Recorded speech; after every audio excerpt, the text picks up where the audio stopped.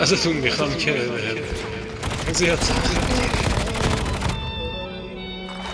اختصاصی ریمیکس تایم. ریمیکسش با تیرکسه. نه نوی موندن است، نه پای رفتن و نه چیزی دیگه میده به اعمال قبلن و نمیخوام همه تو دلش اینجا بدن منو دیگه فکر و خیال شده کار هر شب و نه روی دیگه ی آدم ها عجیبه واسم، نه دیگه برا مهمه برسی کسی بسازم، نه تب میکنم برای کسی که نمیره واسم دیگه مهم نی جفت شیش نشینه تازم. چرا واسه نجات بقیه فرشته باشم وقتی هیچ کس نمیسوزه دلش به حالم، وقتی خوبی ها نمیاد به چشم عالم، تنهاییام مثل بهشت واسم، هیچکی نمیکنه تر خورد برا میخونه از چراغ تک قوله رو دیگه میخوای خودو نخوان خفه خون برات با جوری را بری یه موقع بعدشون نیا، وقتی میبینی دارم میپوشنم دون برات، وقتی منتظرن حال خوش تگ لود درو این همه عشق دادی کسی مگه مونتش فقط میمونه یه دونه چمدون برات، پر کینه پر حرف نزده پر عقده با یه دل خسته از همه، حتی اگه کل دنیا پس بزنن فقط دور میشی مهم نی چه خبره، تاسی میخوام به زمین گرم بزنن تازه میشی عزیز وقتی تو قبر بدنه، تو حرفم میزنی میخوان کر بشن همه میگی همون بهتر بمونه بس دهنت، باز نشد هر چقدر زدی به در